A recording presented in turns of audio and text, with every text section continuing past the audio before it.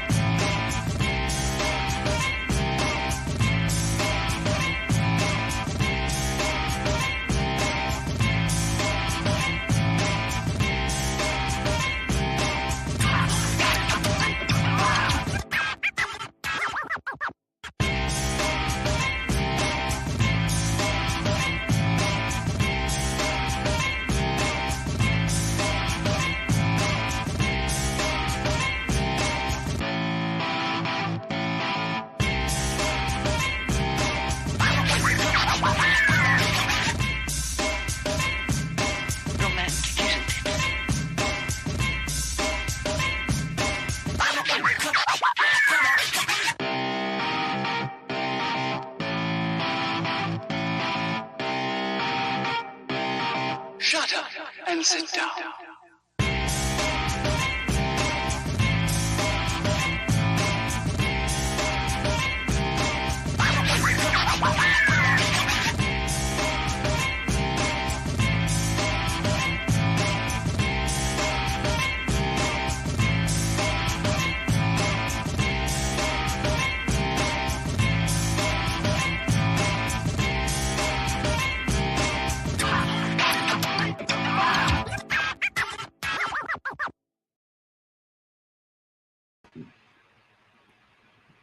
Good evening, everybody, and welcome to another episode of Build, Paint, Play. I'm Dave. And I'm Jake, and today we are fortunate enough to be graced by the presence of Matthias and Hank, the people who run everyone's favorite show, AdeptiCon. AdeptiCon. Thanks for having us. Yeah. Awesome. No, thanks very much, guys, for joining us. I have just spent some wonderful time with both of you in Wisconsin. It was my very first trip to Wisconsin and Milwaukee, so it was nice to be able to do it with you guys and just hang out and chat about stuff for AdeptiCon for the future. Yeah, we appreciate you coming out and having a look. That was definitely super cool. We can jump into the chat quickly. Dan Wood is here. He's here early and ready to learn things. Dave Hummel is here. Jonathan Palermo says, hello, everyone. I'm really excited to hear about what is going to change with the new location. Also, if the intent is to stay in Milwaukee for the foreseeable future. Luis says, hi to all members of the Fellowship of Miniature Painting.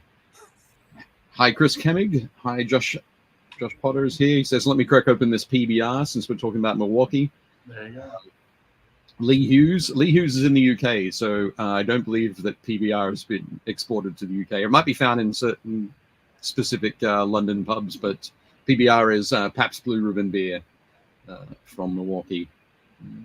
It is, I think, widely recognized as not a particularly great beer. But it has a loyal following. Wasn't Laverne and Shirley in Milwaukee? Didn't they work for like? They work. Yeah. Yes. Okay. There's been lots of Laverne and Shirley references amongst us. Yes, very definitely. Richard Ralph is here. Hello. And Jeff Smith's here. Hello, Jeff. And yes, as Lee said, hi from England. So just remember, not all your references will go over completely perfectly, Josh. Yes, Scott says Hank is losing badly to Matthias in the who has more games in the background contest. It's a landslide. True story. At least put a couple of points on the board. It's amusing. We just had about a 5-minute conversation about that before the show. Yeah. So yeah, all good. But yes, I think everybody got Laverne and Shirley, quite possibly. We definitely had it in Australia. But, Matt's hobby room is way more organized than mine, and my wife, wouldn't let me go on camera with a mess behind me. So there you go. Yeah. Like you look at us, and it's like three guys clearly downstairs surrounded by games, and then Hank is like, there's a snifter of brandy off to the side. He was like, "Oh, you just joined me. I was just playing on my my keyboard, my harpsichord before you There you go. joined me on the stream." Absolutely. He's got a smoking jacket on. Oh, good evening. Excellent. So we have a huge amount of stuff to go over. I will say I had a really good time in Milwaukee. It was it actually turned out to be much more walkable than I was expecting. I was expecting a walkable city. Yeah. It was much more so. It was nice. There were a lot of things that reminded me actually of Indianapolis when it came to the mix of architecture. But I think with that river running through it and a lot more greenery, it was a bit nicer than Indy. But very nice anyway. So I said we're going to sort of skip what hobby we've been up to, if that's cool with everybody, and go straight into it. Cool with that, Jake? For sure. Awesome. So first things first. You know what's coming. It is. We'd like to thank our season sponsor, the Army Painter. So thank you very much, Army Painter. They currently have a section on their blog or some articles on their blog about Chaos Space Marines. I know I'm going to have to start getting my word bearers, 30K word bearers lined up for 40K as well. Which should be good. Jake, you look like you're about to say something. No, I'm about to give Scott some crap for trying to throw shade on Laverne and Shirley. Oh my goodness. Well, he's Canadian, so I'm going to respect that. But fantastic. So go and check out the Chaos Space Marine stuff on the Army Painter blog, and thank you very much, Army Painter. Also, just a reminder that the Art of Kickstarter is still running. So at the moment, I think we're at 1,065 backers, which we're pretty excited about. We've got 9 more days to go. And last Friday, we announced the collaboration with Big Child Creatives, who've sculpted this awesome academic bust to go with. And there's a print of this bust. That is super cool. Who doesn't love a Hobbit? Right. With a friendly otter companion there. But definitely cool. So, yes, link to the Army Painter and link to the Kickstarter are in the notes down below. Definitely cool. I think next up, we are ready to go straight in. Okay, yes. So this is the Baird Center, the Milwaukee Convention Center, taken from our walk back to the hotel from Mader's, where we had dinner on Saturday night. On the, you can see on this big sort of LED screen, we'll be able to have some very large AdeptiCon logos sort of scrolling there eternally while we're at the show. Do you think we'll be able to do that, Hank? Yeah, I've been thinking about what all the opportunities for digital signage in this new facility, avail to us. And I'm sure Matt and Tim Toolin, I haven't really informed him yet that if he thought like the graphic load for AdeptiCon was significant before, that it's going to be even more. So every room's got a digital sign on it basically, and so we're really gonna brand it out. Yeah. I think So this is the same facility that Gen Con used to be in, but they've redone it, right? There's an expansion and they've remodeled the whole place. Yeah, I think so. Is that right? Matthias, did you go to Gen Con last time it was in Milwaukee? Yeah, 2001 or 2, something like that, right? Yeah, I believe that's correct. This used to be part of like the Mecca center. So same plot of land, but a very different.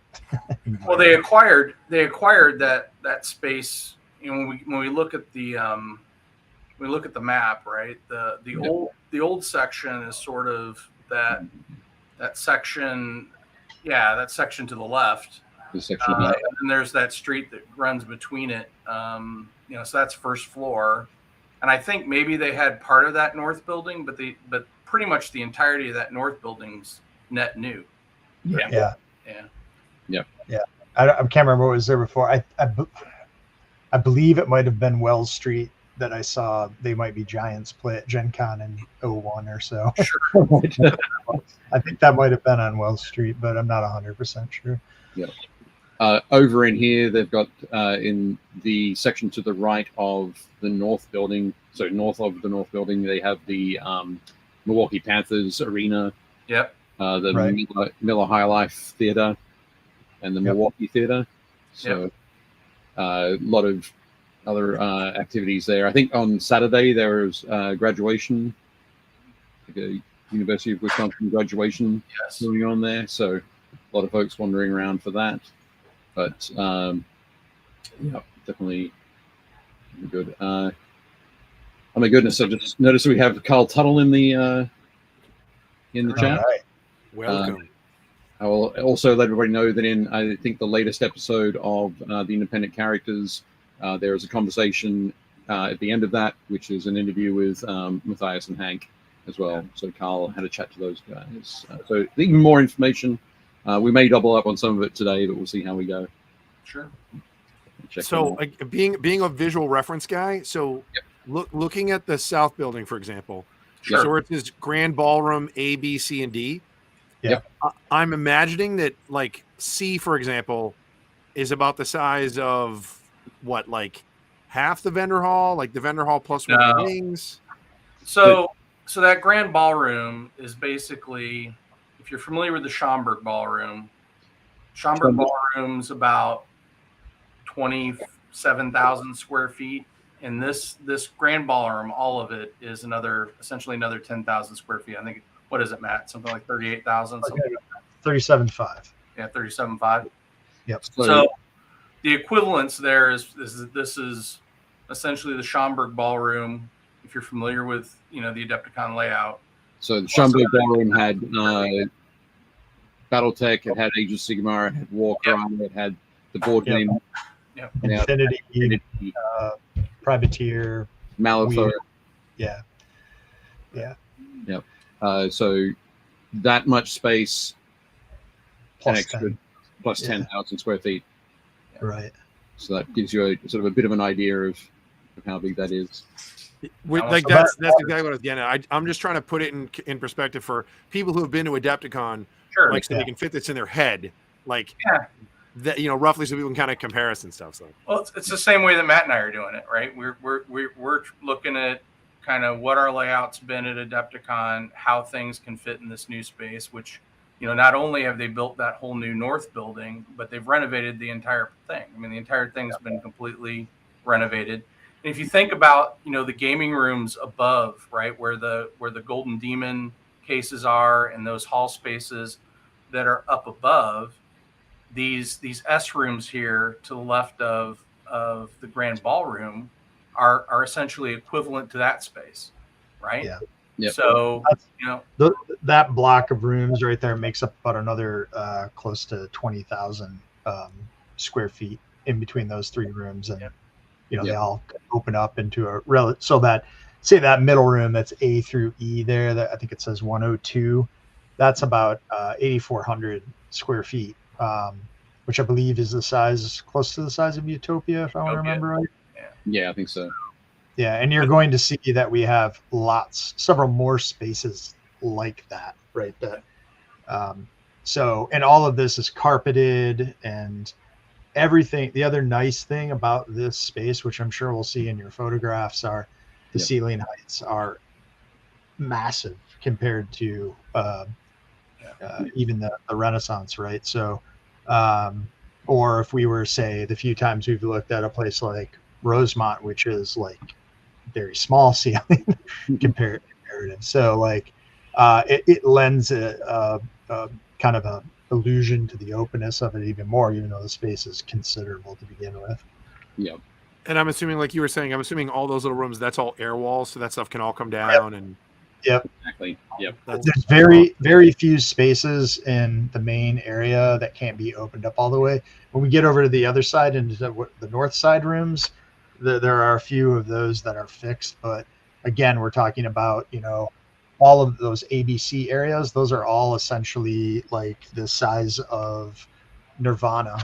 So like where Horus Heresy traditionally has been for us, each one of those is about 45 to 5,000 square feet, where Nirvana, which we traditionally had, was a little over 5,000. So, essentially it's like, hey, we literally have like, 4 Utopias and like 6 Nirvanas or something to fill, essentially, if we want it to. So I'm so excited. I'm so excited. You haven't even seen it yet. We're getting some photos of it in a second, but But this is all I wanted to say, Dave. This is all carpeted. This is all, very, very well lit, and all like very comfortable space. And for me particular, the most important thing in finding a new venue was to maintain the feel, the vibe, the atmosphere that we've had at AdeptiCon for the past decade or so between the West End and then the Schaumburg. I just didn't want to move the whole thing into an enormous concrete room where like we were all in the same room and it was just a pillar of forest of pillars. We really wanted to be able to kind of go, oh, this is Schaumburg with just 3-4 times the scale, basically. And I think we really found it here. Yeah, definitely. My knees, my feet, and my back. Thank you for it being all carpeted. Well, you'll see the massive exhibition halls we're talking about, of course, aren't, but this stuff is all really comfortable. Yeah. So I'll show you some of the photos that we've got.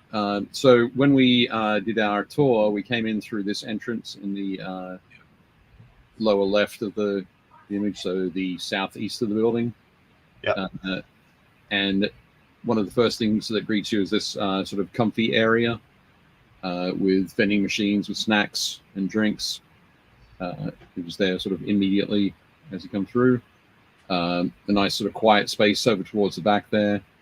So a lot of nice sort of seating inside the little grab and go area. Yeah. As well, one of the things that we looked at or that I was asking questions about were various accessibility sort of situations. Sure. And throughout the, as we know, over the years, particularly over recent years, there's been a broader sort of diversity of people coming to the show. So we've got a lot of families who are coming to the show, and any families that come along with mothers who are breastfeeding. They have a number of breastfeeding pods around the convention center. So it's very sort of easy to sort of jump in. Look, there's already Adepticon staff on hand in this photo. Yes. Dennis. Absolutely. So as you see there, this one of the carpeted areas. So this area here, if I go back to the there's a nice sort of atrium area. We go back to the map. That's this smallish corridor. It's small. That's it. So I believe it's called pre-function space. Yeah. It's technical term. So is that where like you guys would do Armies on Parade? Yeah, I mean, if you think about like the exterior foyer space in Schaumburg and in front of the convention space, like those are the pre-function spaces where the Golden Demon is, at Schaumburg. Yeah. That's all pre-function foyer. All this stuff, all the pre-function foyer spaces in this facility are massive. Yeah. I mean, they're very, very spacious. So. I think at the moment that we're really not at all sure what's going to be done in all of those pre-function spaces. Yeah. But those things will sort of shake out as planning gets closer to the event. Brett's got a great idea. You could like combine the Catalyst BattleTech pods with the breastfeeding pods. That could be interesting. I don't know. It could be confusing. This doesn't appear to be. Oh my goodness! There you go. So That game is weird. So this photo is looking back over that same sort of atrium area. The original photo was taken down over those escalators. It looks like a really nice facility. Yeah, Brand Brand new. the the wall along the right there, which is the sort of windows off to the street. There's a whole bunch of chairs up there. There's plenty of room to sort of get away from the hustle and bustle down here. Yep. Lots of nice areas to sit down and relax. Which is great. I was going to say, so hi to Josh from Crown of Command Games as well, and hi to Charity, who was in there on Trevor's account. So Charity. And Charity said it even smells new. It does, absolutely. It does. So there'll be a year to get rid of that new carpet smell. It's Wisconsin. I assume it just smells like cheese. But a very new cheese. Beer. Cheese and beer. That's fine. Two things I love. Not sure that I love my carpet smelling like beer, but sure. Yeah. Let's keep going. I noticed we've got Michael Sibilia in here as well. Yeah. Hi, Mike. And Dave, I might even expect, right? I don't think they've gotten all the furniture delivered. No. Yeah, I think So there's probably more seating, in this sort of area that hasn't been deployed yet. But Yeah. You'll see lots of big round columns. They were saying they were going to have seating around all of those and stuff. Dang. Yeah. So this would be the GW sneak peek? No. No, This is really not. This is so in the grand ballroom, A, B, and C. yeah, this is Oh, not right. include D. Yeah. Yeah. So D is behind the air wall that you see at the back of this photo, and this is taken from a sort of a sniper position Yeah. up on the wall. There's a DJ booth or something, right? I don't know. It could be. It could be for sure. Oh, dude, if there's an Adepticon DJ, that's pretty rad. Can we get Daft Punk? But yeah, so So it's basically it's like if you look at the columns along the wall, I'm assuming it's like two more columns width behind that air wall. it's basically I think it's 3. Yeah, it would be another 3.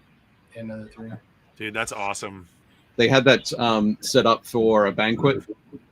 So the event that was occurring here was a Masonic Lodge event, and behind it was set up for the banquet that evening. Yeah. It should also help with some of the echo you get in the vendor hall with it being carpeted. Yeah, absolutely. I mean, it's bigger, but I bet it'll still compensate a little bit. Yeah. Yep. Well, keep in mind, right, that this is we haven't even gotten to the exhibitors, Exhibition space. any of that. This will be primarily event space. So This is like Schaumburg and Hyatt potential stuff. Yeah. Oh, you're not going to do the vendors down the middle like you do at Schaumburg? Well, you have to wait. Jake, you Okay, have- I'm just excited. All right. wait for it. So yeah, but you can see it's got the height there. That's so that the ceilings here are 2 stories high. So yeah, it's it covers first and second floor in here. That's awesome. This space is tiny compared to the other. Yeah. So this is on the second floor, so the 200 level. This area to the left here, you can see the escalator here. That's the sort of that atrium area that we were looking at before. Yeah. And these rooms essentially echo the rooms that are below. What's the big sort of curled C thing at the top left? This one? Yeah. Okay, that's not part of the interior. That's the exterior. That's basically a ramp to drive up to the loading docks. Oh, okay. Same over here. Yeah, I figured the one on the right. It's because I knew there was the parking garage, but I thought there's a couple of stadiums I go to where on the outside they have like a big concrete ramp, so people can instead of doing stairs, people just walk up the ramp. So Yeah. This is both of these. There's an up and a down for accessing the back loading dock area on the 3rd floor. nice. But so once again, all of those rooms that we saw on the first floor are all echoed here.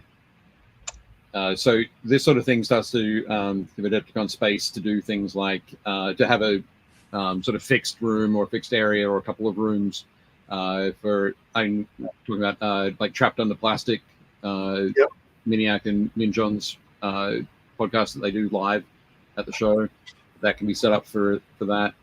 You'd have other content creators doing live streams from the event, which would be super cool. So that can be done from some of these rooms. But then it's really also going to save us from, like, traditionally we've been so on top of each other that we're repurposing some space multiple times in even a single day at the Renaissance. So, you know, where we traditionally do Blood Bowl, the Euphoria room, like we're flipping that from gaming space to a Geek Nation tours dinner, and then over to the Miniac Ninja podcast, and then back to gaming space. And we won't have to do that at all here. We can pretty much give everything its own space, to exist in, and we'll be able to dedicate essentially a Nirvana sized space to particular type of function, and then it's available all weekend, and we can really start to start to hunt for things to fill that space with. Yeah, and just for clarity, right? Second floor, duplicate set of rooms to what was found on the first floor. So we have, I mean, and the nice thing is, like, this S side, the left side of rooms is that's where we're initially thinking we're primarily going to be hosting a lot of the hobby seminars, and so all of those rooms are significantly larger, say, than the hobby rooms that we've traditionally had at the Renaissance, and we'll be able to incorporate Fort Wapple and all of that stuff into there, and it's going to potentially allow us to do some exciting things on the hobby seminar side. Maybe if instructors are up for it, they'll be able to like increase class sizes and things like that. Or lecture format, that kind of thing. So adding a couple of new potential formats for the hobby seminars, which is definitely great to be able to do that. That's awesome. Yeah. As Charity says, most of them, so most of these small ones, so like A, B, and most of those are like 24 person classrooms. Yeah. But so if you think about that, we definitely ran 24 people in the rooms around Fort Wapple in the past, and each one of these rooms is at least 500 square feet more than those rooms. So it should be a little nicer, right? A little more comfortable for everybody. That's one of our big goals in moving into a space like this, is not only to bring everything under one roof again, get rid of the shuttle, nothing at a different hotel, but it's also like, let's get back to 8-foot aisles and all of these things that over time we've had to sacrifice in order to like just squeeze an extra row of tables in that room or whatever. So that's all good. And the rooms to the left, those are essentially duplicated on the first floor and the second floor, or roughly on the first floor and the second floor. Okay. I think they're exact. Yeah, 2 sets mirrored. That's awesome. Okay. In the chat, Jonathan Palomo's asked a couple of questions. We not going to interrupt the flow of the show at the moment, Jonathan. So I've just taken a note of those, and we'll come back to those towards the end once we've covered a lot of our walk through the building. Now I think I have some photos of the my mind's gone blank. No, I don't have any photos of the second floor because they're very similar to the first floor. But there are probably some other photos that I have that appear in other areas of the show this evening. But fantastic. So second floor, one of the things that we talked about, that we've talked about as well, going back and forth to different areas, is talking about registration. And I think at one point we were talking about second floor, but we're looking at third floor for that now. Is that right? There's a couple different options there. Yeah. Okay. I mean, both what works for us physically, and then, in talking with some of the staff at the Baird Center, like where they've traditionally seen other events do registration and what kind of works. So I think we're still kind of figuring that out. It'll be a second or third floor kind of thing. This is the third floor we're looking at here. And there's the pre-function space out there has a really kind of natural area for that.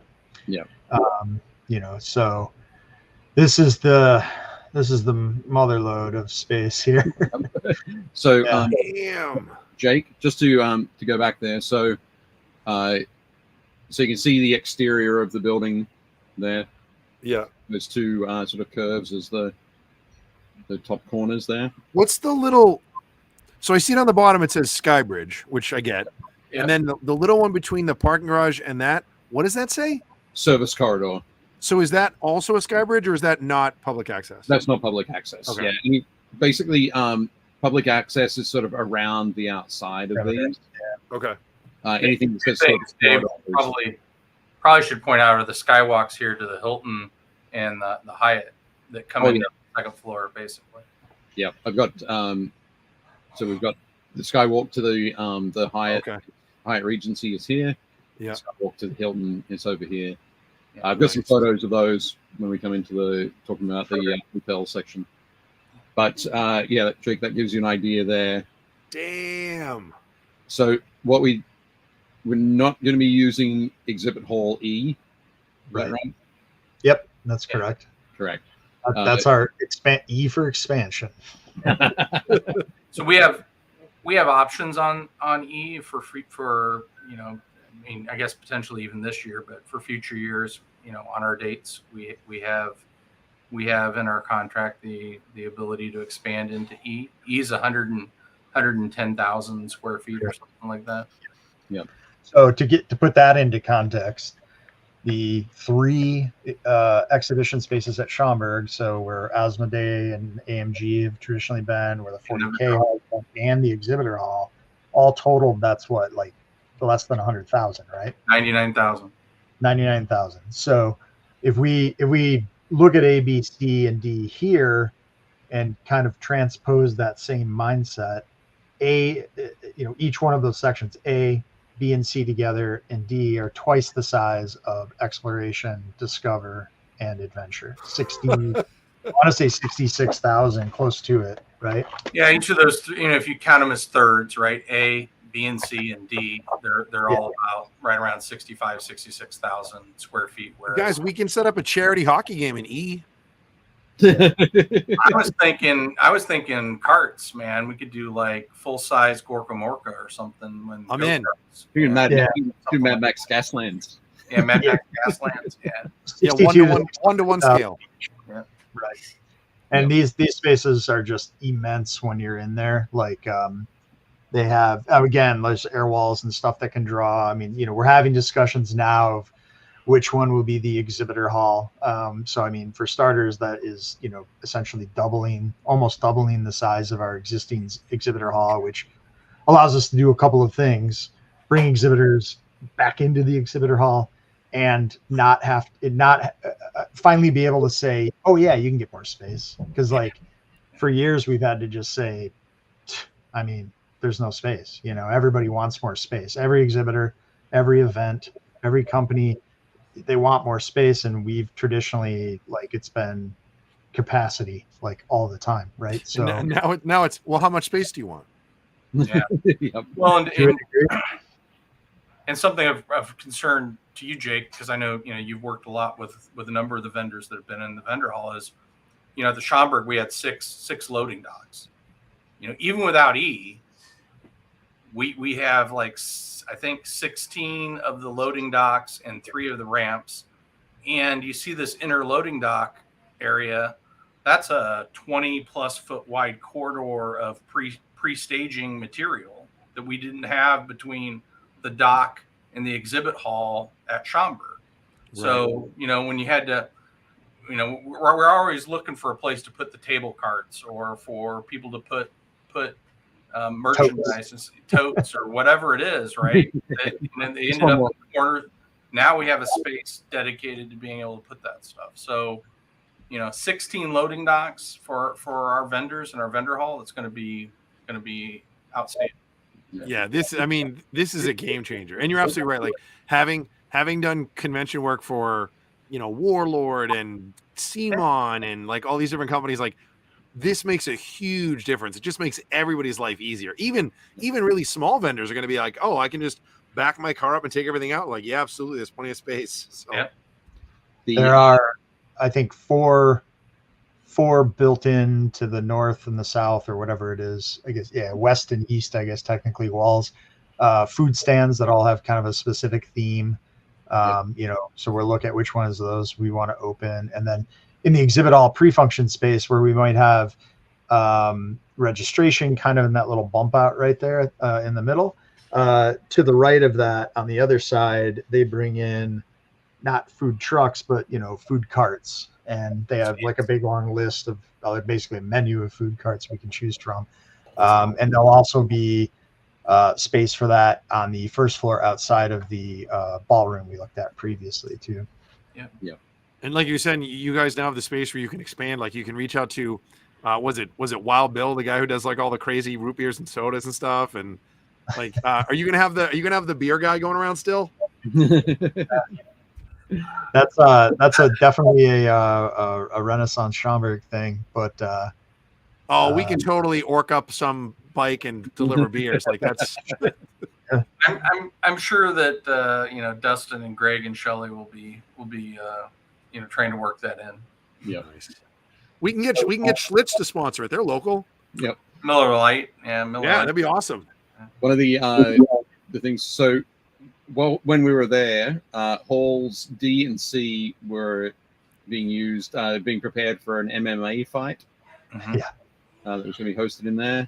And A and B were hosting the Oddities and Curiosities Expo over the 2 days. So I don't have a lot of photos of open space there. I didn't actually take any photos in the MMA section either. Well, you were busy fighting. Fun? Yeah. You were busy fighting. I was busy fighting. I had to fight my way through. But that was good. So here are some photos of our little tour around the third floor. It started for us in a freight elevator. Which is all good. So everyone you can see here in this freight elevator is on the tour. So we've got so this is Dennis. Dennis is has been a staple of working at AdeptiCon for many years. The gentleman just to the left, sort of far left of the photo with the glasses there is Troy, who runs the huge Space Hulk game, the 3D Space Hulk game. He's local. Yeah, yep. So he came in to see us. You can see Matthias there as well in the plaid shirt. Yeah, I think I have the same shirt on. Well, I think you do. Oh yeah, I had to call it. It's okay. It's been a couple of days. Surely you've washed. I just did laundry last night. Come on. This is out on the on that back dock area. Yep. You can see those. So this is on the third floor. Yes. Yeah. Yeah, That's That's crazy. where the loading docks are at. the exhibitor hall off the third floor. Yeah. That is wild. So we have all the like sort of past those two trucks, like all those loading docks are ours. That's 16 ones all the way down. Yep. 16, 15, 14, 13. Or... And no more standing out on the dock in the cold to load. You pull right up to the back of the building. Yep. And unload in that staging area. That's gonna be great. That is great. Okay. Wait a second. I'm just going to. So I noticed the question from. That's the Hilton. I think that's the Hilton Hotel back there, right? That's the. Yeah, that's the Hilton Hotel in the background. Yeah. But the next photo. So this is on the third floor. This is that bump out area that we were talking about before. Yep. So possibly registration could be in this area. There are escalators over here down to second floor.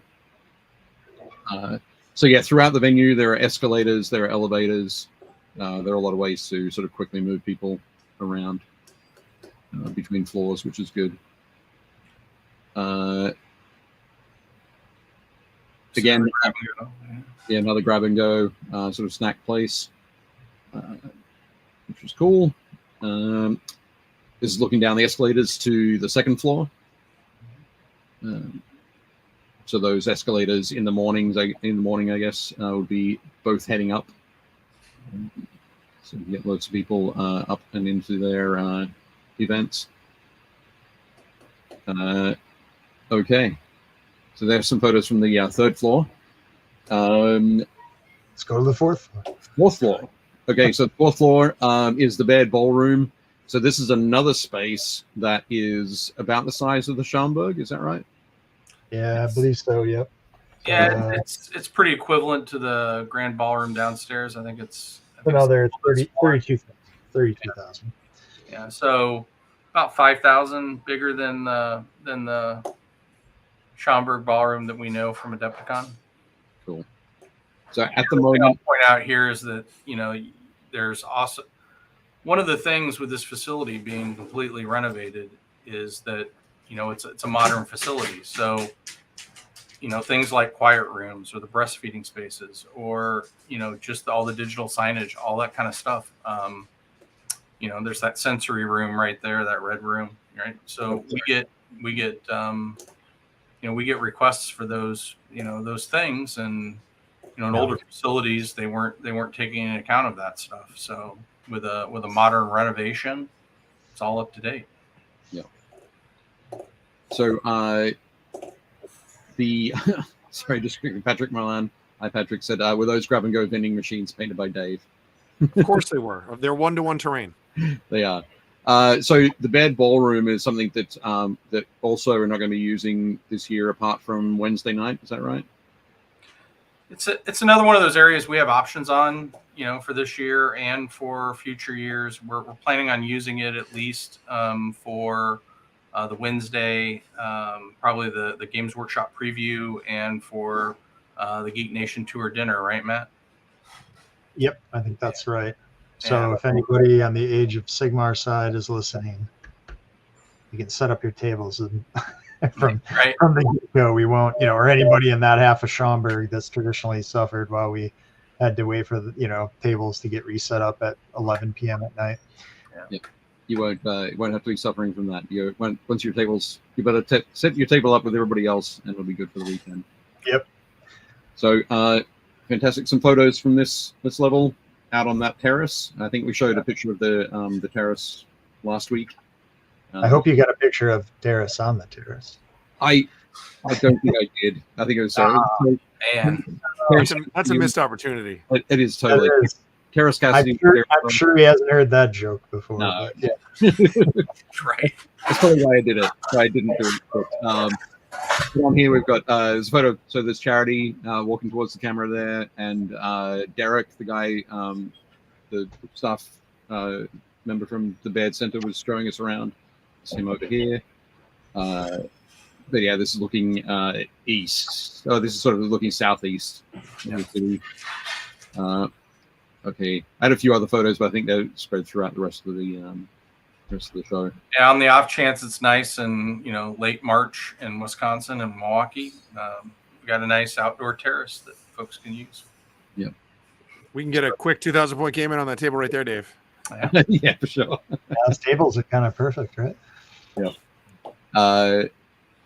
Definitely. Hopefully it's not too windy, but definitely cool. So those are all some great photos. Well, some of them are terrible, but some of them are pretty good. Photos of the throughout the venue. You can see a bunch of those ideas.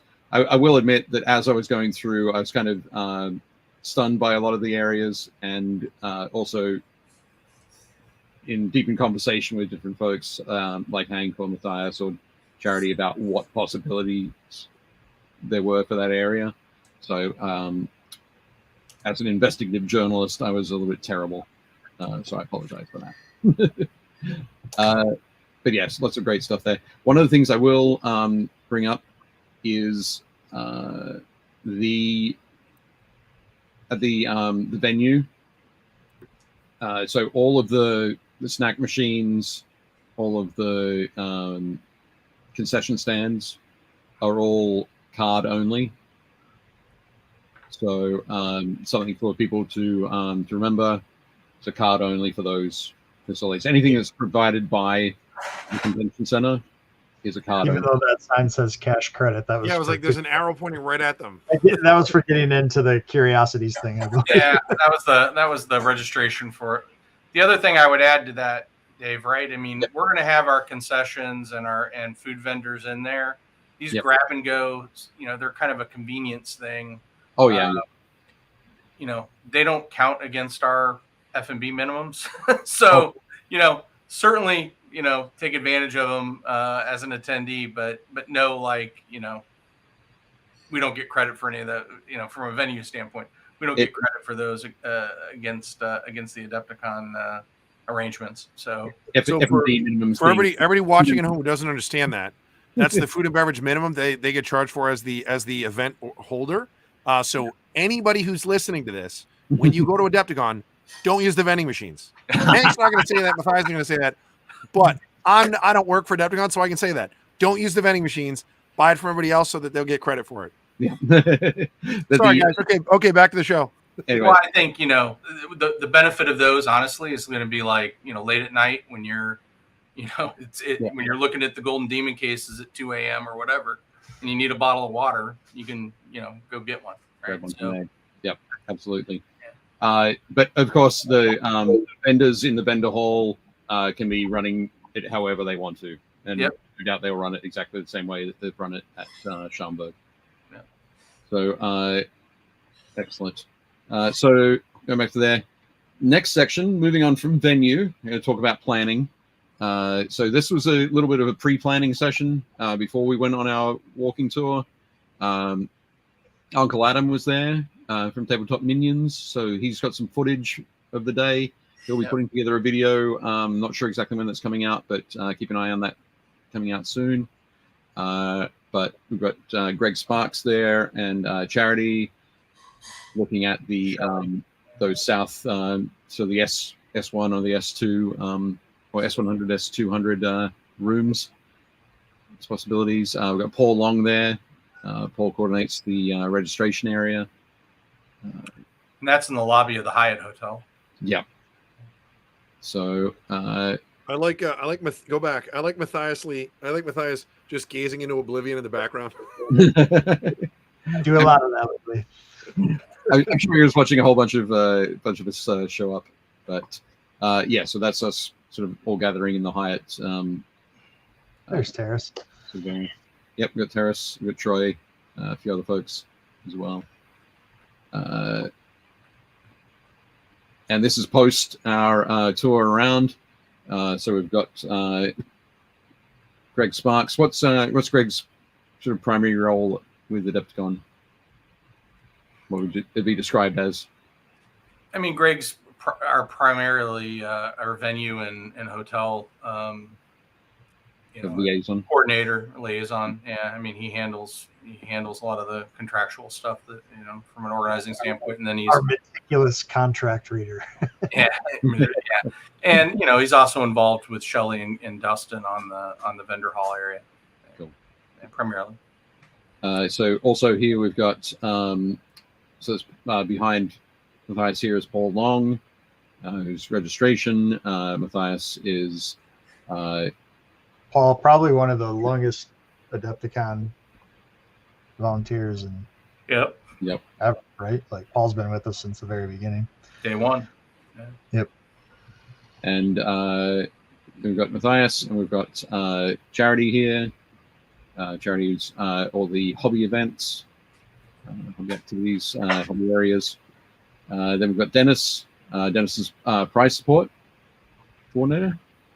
Yeah, GM check-in stations and price support. Yeah. Cool. And terrain. Yeah, and train. Train, yeah. On the train team. We've got Hank, of course. And I got more than one shirt, so we're good. Excellent. And then we've got Dustin. Dustin Vendor Hall. Yep. Vendor Hall. And then we've got Michael Rafferty here, who is historicals. Yep. Historicals, yeah. And then Charity's there up front. She's taking over on the hobby seminar Good. Yep. track stuff with them. Yep. Absolutely. Yep. So all those folks, but you can see we've got those maps are all spread out over the table. So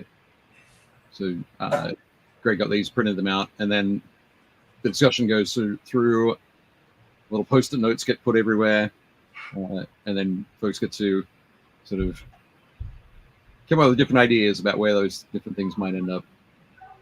But Yeah, You real. guys are like laying claim to your kingdom. You're like, this shall all be mine. This shall be Matthias land. Only things I like shall happen here. We should have got a bunch of dice out and made a game out of it. But I mean, all very preliminary. I mean, like it's, again, looking at a 2D small scale drawing, it's sometimes hard to really grasp the scale of one of those rooms. So knowing what we've traditionally run and how the space that's more or less traditionally taken up, we're doing a kind of a quick best guess allocation, fully realizing that it either allows some events to grow, or we may have a bunch of extra space left over in that ballroom, whatever it might be. So this is by no means anything finalized.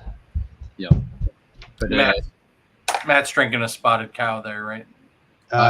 Yes, I think Dustin gave me that. Yeah. New New Glarus. Yeah. Yeah, New Glarus. Yeah, which was definitely good. Very tasty beer. But Before Dave and I had the Fitzgerald at dinner, I believe. we did, yes, that wonderful gin cocktail. But no, I was going to say with this this planning session, it was fantastic to see. There were a lot of areas where it was like, yep, that makes somebody would suggest and what would go there. Yes, that makes perfect sense. Everybody was in agreement. Other areas like, well, how do we split this down? How do we move this around? With something like the Schaumburg Ballroom, where there have been so many events sort of put in there over the years, it's like, how do they get sort of sliced out and put into their own sort of area where they have that potential to grow? So it's a lot of fun to sort of watch that. And at one point, it was like, well, we're rapidly running out of space here. Yeah. But again, that's part of that not fully being able to conceptualize, like when you put those tables in, how many do you need to fill that space? So. Yeah, now it's let's get down and put those in some room layout applications and really see what it looks like. Be lots of adjustment, I'm sure, over the next few months, but should really give us a lot of opportunities. And then I would say the other thing too, traditionally at AdeptiCon the last, I don't even know how many years, it's been very hard for us to have public event submission or really find space for anything new that, takes up more than, 2 or 3 tables. So we're going to be able to dedicate some space to, some more small scale stuff. We'd really like to, bring in Uncle Adam's, Rain in Hell and some one-page rules stuff and whatever else we can find. So that, that's going to allow us to kind of open up. I mean, I don't think we'll be full. We're not going to try to fill every little spot with public event submission, but definitely gives us the opportunity to start thinking about that again. Absolutely. And the other thing I would add too, right? I mean, one of the necessities that we've had to do at the Schaumburg the last several years is, as we were getting space constrained, tightening aisleways, tightening, all that table spacing, all that stuff. We're going to be able to, give people some room back and make, the aisleways a little more spacious and just give everybody a little bit of room to breathe. Yeah. Jonathan says it looks like the planning of a heist movie, and I said, yeah, it's Edley's 11. I think it's more like at least 25 this week. Or That's crazy. The future sequel. But no, absolutely spot on. Okay, next up, I'm going to talk hotels. Just quickly, so Scott asked a question about is it possible to book hotels now? And is there an idea of when the hotel block that AdeptiCon has, which by the way is more than double, it's almost triple the number of hotel rooms, then at Schomburg. When is that likely to be open? Yeah, so we're going to have a key date post that's getting ready to go live with all that information. I would say, folks aren't going to have to wait much longer for that information. To your point, Dave, right? We have a hotel block, that's over 1,100 rooms, I believe. We also have, that's just with the main 3 hotels that are connected to the facility. And then we also have, complementary hotel blocks with some other area hotels as well. Where, part of this meeting this past weekend was to talk with some of these facilities own their parking decks, and other facilities have their parking decks managed by third-party companies. And so our team was working with some of the third-party companies to make sure that we get the best possible rates for parking and on that weekend. But in the Hilton, we're going to have over 600 rooms. The Hyatt, we're going to have 400 plus rooms. The Spring Hill Suites, which is also connected by that same Hyatt Skybridge, we'll have a block there, but that hotel's only has like 150 rooms total. We got a chunk of them. So soon, we'll have that information out here in the next week or so, and then the hotel block. We typically launch our hotel blocks in July. I would expect you will see hotel blocks launching in late June, mid-July timeframe. Yeah, cool, excellent. Thanks for that. So this is a shot from inside the convention center, looking at the Skybridge across to the Hilton. Yeah. The Skybridge comes into the 3rd floor, but then there's an elevator or an escalator down to the 2nd floor. So it doesn't actually link to the back of the exhibitor space on the 3rd floor. You have to come down to that 2nd floor for this. But I picked out some important places in the Hilton. So there's, of course, the Miller Time Pub and Grill on the corner, which was a great-looking pub inside there. A lot of space, and then so this is the lobby inside the Hilton. Yeah, this looks like it's from the 1920s. It is. Yeah, Yep, That's awesome. Fantastic art deco decorations, and lots of glitter and gold. They look fantastic. And this is probably this is where Terrace predicted that most of the sort of the folks who are going to be hanging out in the hobby area would congregate. This is the Monarch room in the Hilton. So lots of great seating, fantastic bar in the middle there. This could likely be one of those places. And this bar is willing to stay open late. I think 2 a.m. is bar close in Milwaukee, if I recall correctly. So Nice. No 11 o'clock closure at this point. Excellent. So that's the Hilton, the Hyatt Regency, which is in the diagonally opposite corner. So if you're a vendor or you're going to be spending most of the time in the vendor exhibitor sort of space, this might be better for you or closer for you. This is one of those one of the Hyatts that was built in the 90s, I think. There's a lot of that garden format where there's a big that inner atrium layout. Yeah, that's very nice. If you're familiar with the main hotel at Dragon Con, the same architect that built that one built this one. It's an open air, atrium sort of style hotel. Exactly. Yeah, when I walked into it, I was like, oh, wait, this is just like Atlanta. Yeah. Here's a shot from the outside. On the left is the Hyatt, and the right is the venue. This was taken when I went for my walk on Saturday morning. I woke up early, of course, and did a 5-mile walk around Milwaukee just to check it out. I mean, like I looked at a map when this first came up, and Yep. I think the biggest thing is for people who have attended AdeptiCon in the past, everybody always wants to stay at the Schaumburg Regency because it's like Right. Yeah. being in the venue is always easier. And then, being across the parking lot at the, what is it, the DoubleTree or whatever it is across the parking lot? Embassy. Like, yeah. like Embassy Suites, like that's workable because you can just walk there. But if you're anywhere else, it's kind of a nightmare. Looking at this, in addition to the two massive hotels that are connected, there's like 4 or 5 that are within a block or two. And then if you were willing to walk 10 minutes, 15 minutes, there's like at least another 7 or 8 hotels. So it should be so much more manageable for anybody who's attending. Yep, absolutely. There's something like almost like 4,500 hotel rooms in like a 4 or 5 block radius of the facility. Yeah.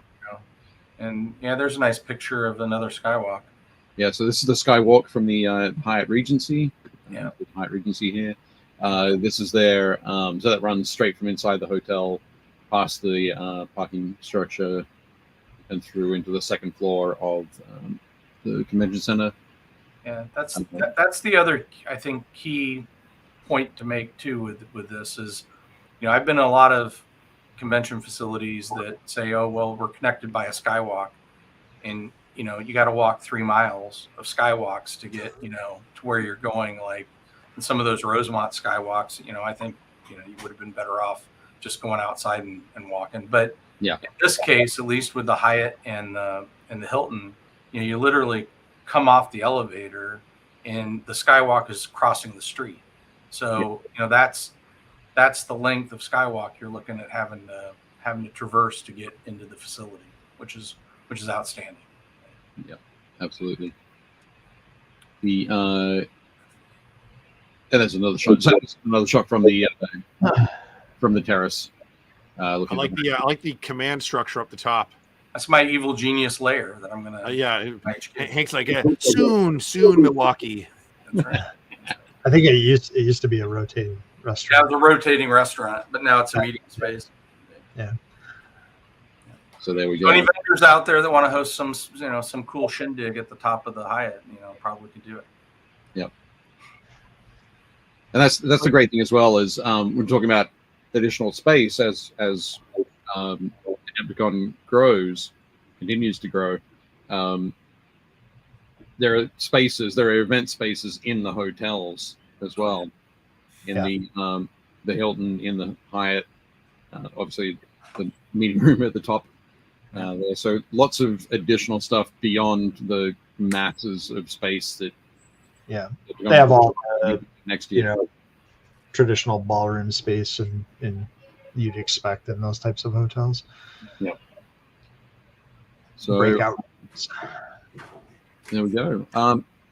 So another shot of the Hyatt here. The Hyatt is on the right, and then across the street is the Calderone Club, which is an Italian restaurant.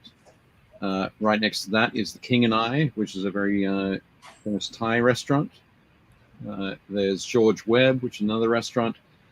Further down, and in the distance there is, I say the distance, 2 blocks down is the 3rd Street Market.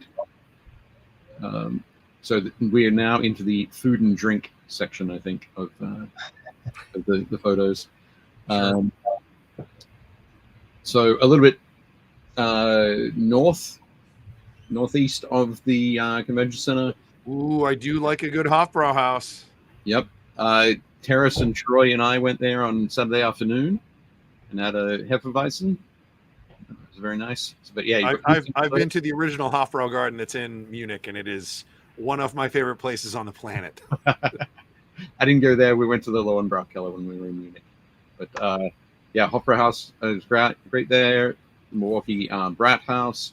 A few other restaurants along here, and this goes along to Mader's, which is a very famous German restaurant in Milwaukee. That's where we had dinner on the Saturday night. And it was very, very good. The food was fantastic. The portions were huge. I don't think we really wanted for anything there. Nice. And Matthias and I got to have a cocktail called the Fitzgerald. Yes. And this is what? This is like 2 blocks over? Basically, yeah, maybe 2.5. So Yeah. it's super close, which is great. You hear that, everybody? We're helping the local economy. Yeah, exactly. On Saturday for lunch, we went to the 3rd Street Market, which is a former mall that's been refurbished into loft apartments and like a food court with a whole bunch of gaming areas in there as well. When I say gaming, I mean things like shuffleboard or cornhole or a whole bunch of other stuff. So in there, there's pho, there's a bar, there's Venezuelan food, there's wings, there's seafood, there's hot wings, did I say wings? What else there? Hot dogs. There's a whole bunch of food places. There's a lot of ice cream in there as well. It reminds me a lot of I forget what it's called. There's like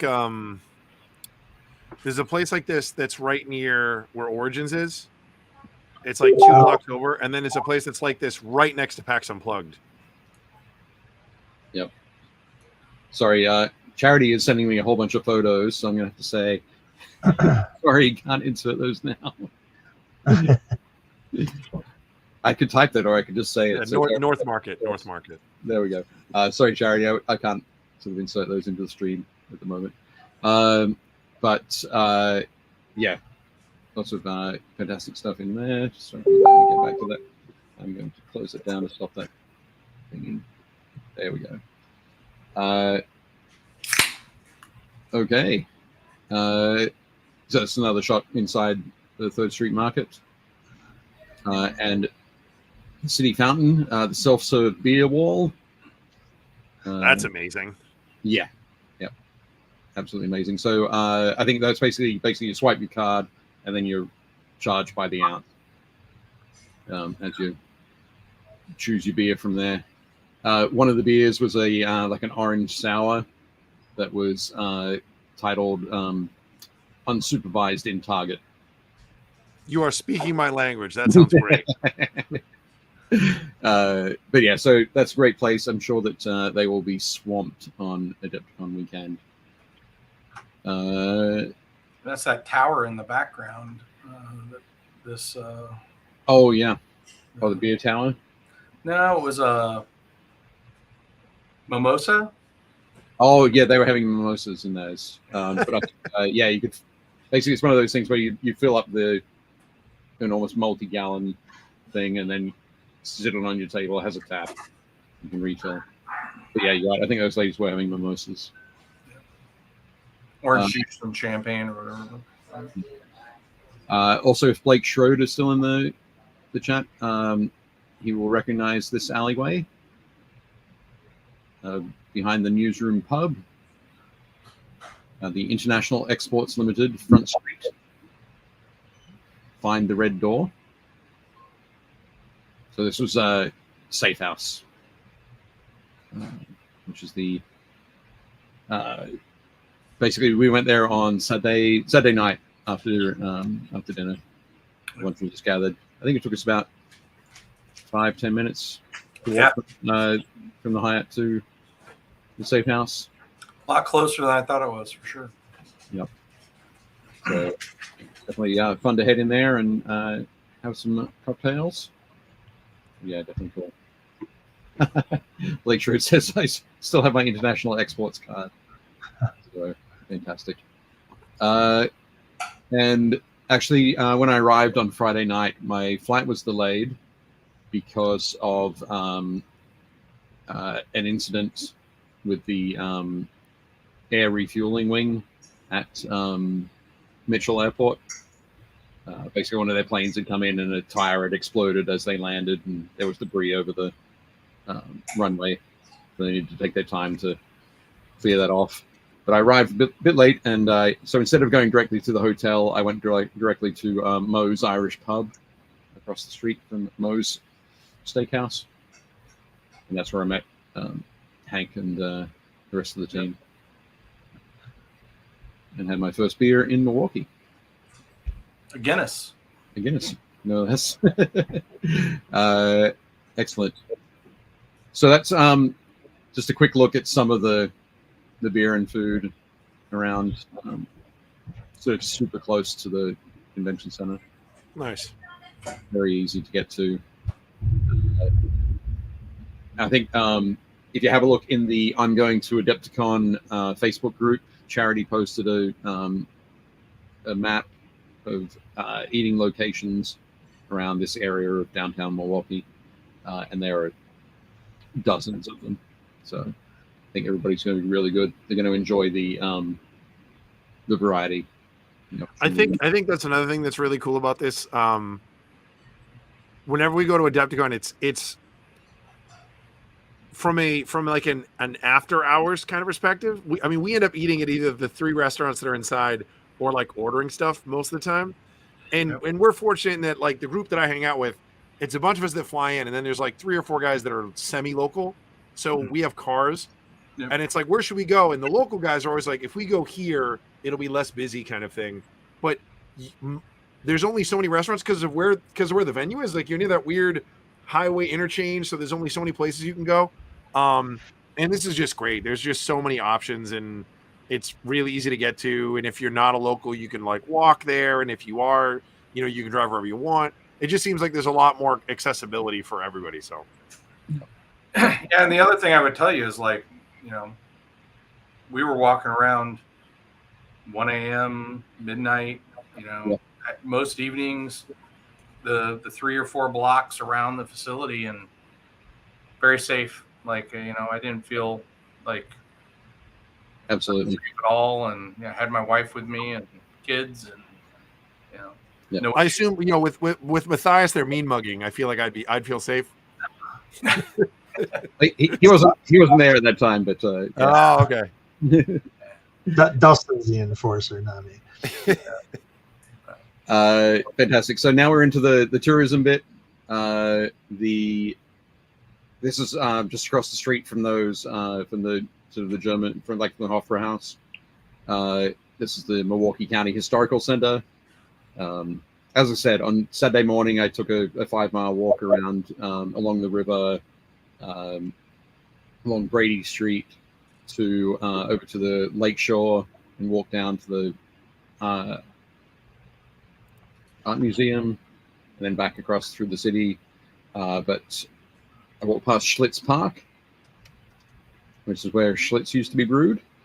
Schlitz Park now is a kind of a light industrial / office sort of area. There's a lot of the larger companies that are headquartered in Milwaukee have offices in this area. This is along the Riverwalk. So Saturday morning, they're out doing some rowing practice, nice and early. This was my sort of first view of Michigan from up on the hill. So this, I think this is North Shore area. That's what the area is called. But it's on the lakefront. A lovely park to walk through, down to the art museum. I think when that looks like a craft Eldar spacecraft is what that looks like. It does look a bit like that, doesn't it? But that's this area in the center here that looks like it has sort of wings folded down. That was at sort of nice and early in the morning. But when we drove past it on Sunday at about almost noon, those wings were unfurled and they were out nice back and huge, catching the sun and the wind. But apparently their art gallery is very nice. So and then there's a huge theater district. So there are a lot of theaters there, including the Pabst Theater. So I would definitely recommend if you're we're talking about PBR, it all comes full circle. Yeah, we're back to. Yep. If you're bringing somebody who bringing a partner who's not into gaming, but they enjoy live theater, they've got plenty of options there. Parking. I took a photo of this because it was kind of funny. Rates from $2. That means basically the first hour is $2. But one important thing there is that a lot of the parking spaces in downtown Milwaukee are managed by interstate parking. Yep. So they're the ones. I think they're the ones who manage the parking deck at the Hyatt. Is that right, Hank? Correct. The interstate parking handles a lot of the third-party parking lots in downtown Milwaukee. Yeah. You know, if you're coming, you know, I would recommend, you know, when you look at the AdeptiCon rates, you know, the Hilton is going to have, you know, parking for essentially $12 a day for overnight parking. I believe within and out as well. So, you know, but you know, there's apps. I mean, parking can range anywhere from $5 to $40 in that area. But I'm expecting, you know, most of the hotels are going to have, most of the areas around there will be between that $12 and $25 a day, somewhere in that range. Yeah. All good. And one other place that you can go and visit, which is about 3 miles from the venue. Probably there. Old Guard Games just opened up this weekend, so we popped along to check it out. This is run by the folks who run Badger Games. It's a nice looking shop. Online store. Yeah, it is a great looking store. Let me. There we go. That's the interior of the store. Very nice. I like the old school tin roof. That's cool. Yeah. Yep. Yeah, it was a beautiful looking store. Incredibly well stocked. I'm in the 40K section, of course. Down the other end of the room there, you can see loads of blister packs on the wall. That's Dead Man's Hand, Saga, Silver Bayonet, Frostgrave, Stargrave. They even had a Gasland section with the Implements of Carnage from North Star. A lot of selection. Yep, they had small selection of RPG stuff. Yep. Not too big. They had a small selection of cards, but miniatures were definitely the focus.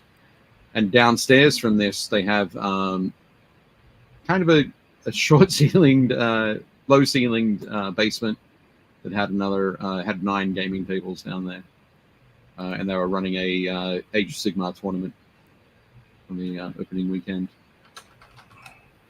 Yes, Jonathan Blower says, "Oh my God, they even have a Dave Taylor." Just that one in stock. Yeah, they did for a very short period. But yep, so that's good. And then the last thing that I said I was going to put in here was the amusing part. So I walked past this. Jake, what does this look like? It looks like a Jawa sandcrawler. It does, doesn't it? Do you think it was designed that way? I mean, it's a Jawa sandcrawler with like some nice, you know, full-size windows. This is obviously like the family model. Okay. I didn't know whether like this one had come down and they'd stripped it down and replaced those with glass. There's a coffee shop here. I don't know if you can lean close enough to your screen to see the name of the coffee shop. So I took a photo of it. The coffee shop is. That's nice. Like somebody definitely gets it. Like for sure.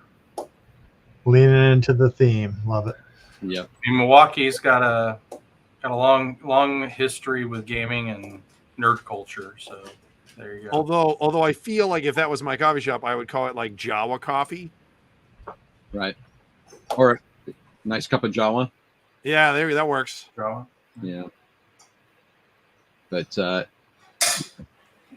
did you go in there, Dave? Are there drinks named after Star Wars stuff too? I did not. I was sort of tempted to go in there, but I was walking. This is about sort of 2 miles into my 5-mile walk, so definitely good.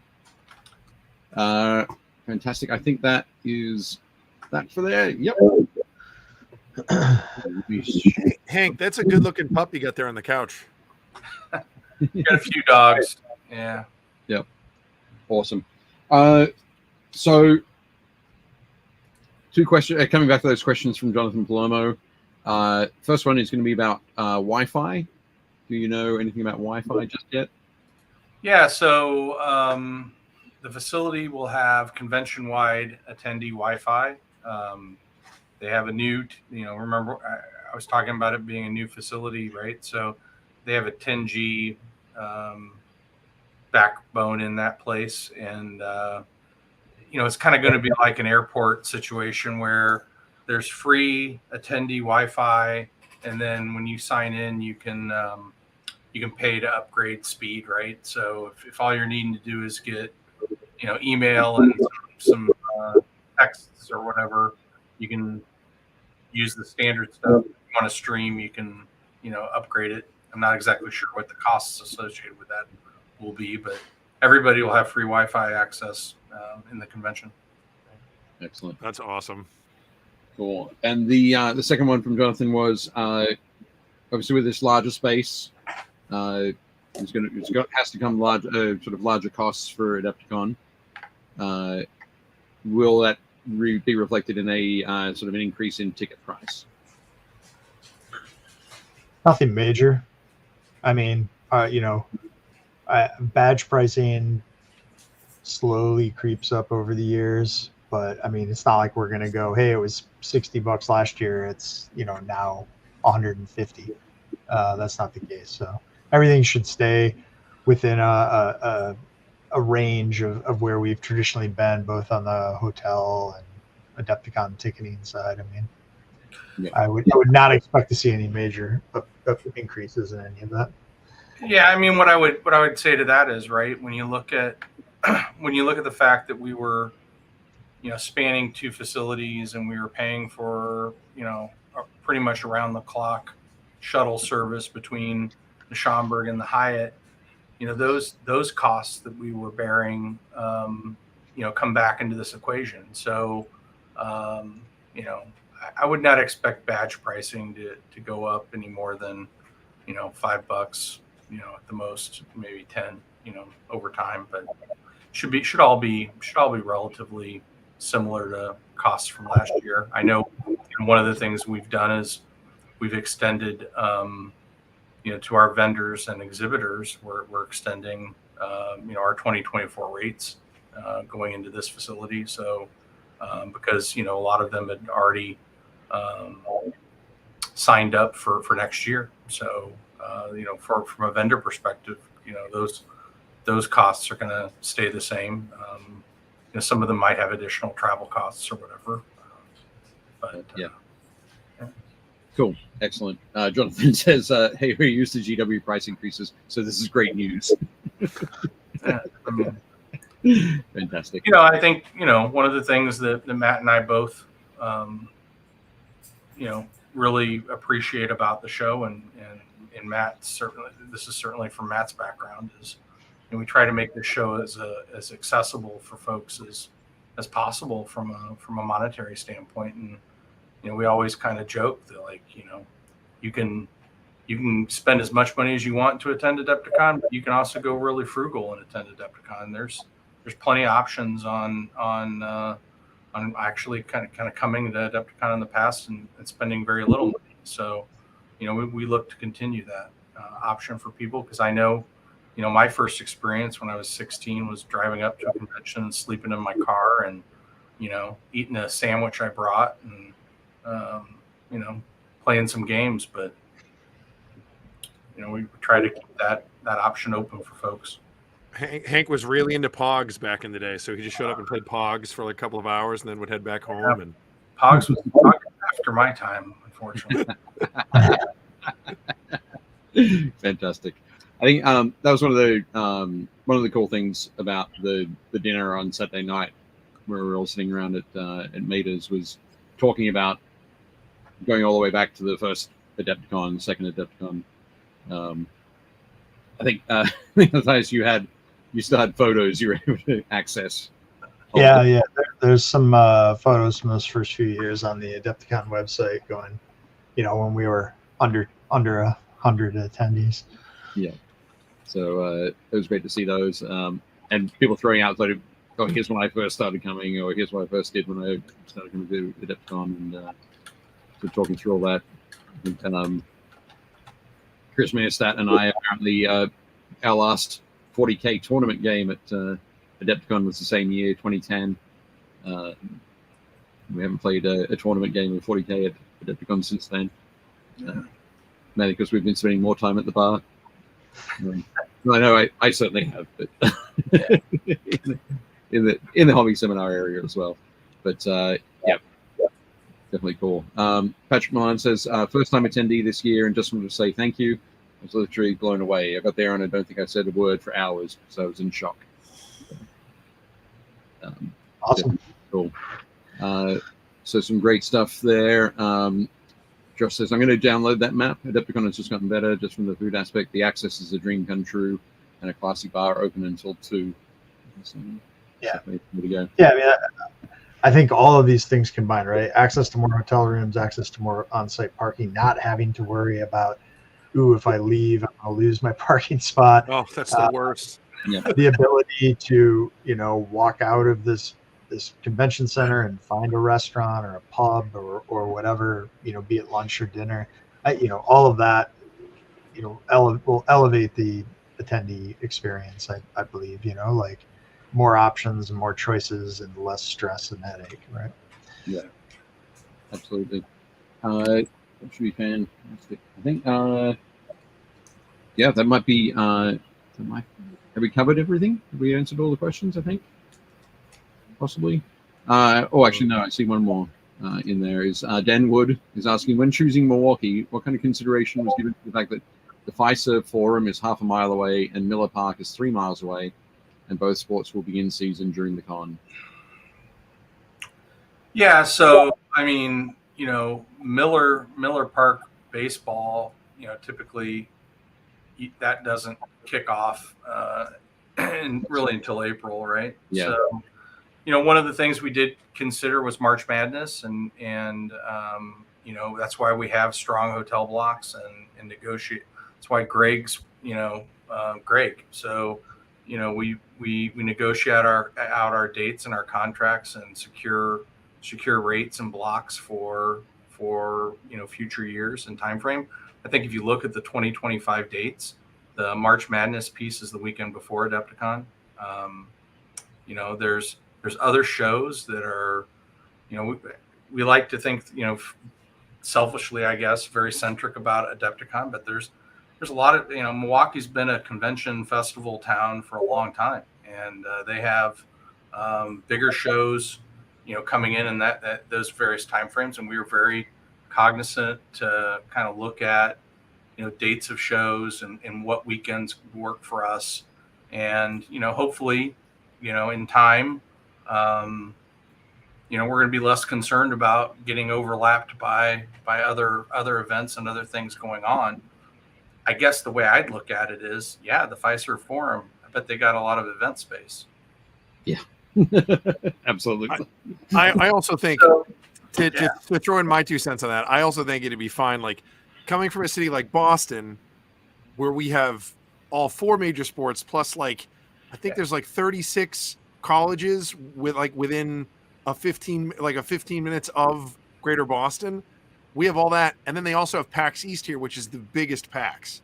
Sure. And Boston survives, and then Boston has a much bigger population than Milwaukee does. So yeah, in the grand scheme of things, I feel like we're going to be okay. I'd also think, if so 3 miles away from Miller Park, that's 45 minutes walk. I think it'll be fine. There's not going to be much meeting across the two. I mean, I guess the good news is this: if you wanted to go to opening day and see the Brewers play, you could technically do that, and you do that a couple of days after Adepticon. So. Yeah, I mean, depending on our dates, right? I mean, I do think one of the things that's exciting about this for us, and we've touched on it a bit, is look, if you've been coming to Adepticon, one of the pros and cons has been that, the Adepticon audience and attendee audience has been trapped essentially at the Schaumburg Renaissance. And, this move's going to open up things for more adventures, for attendees to have additional experiences.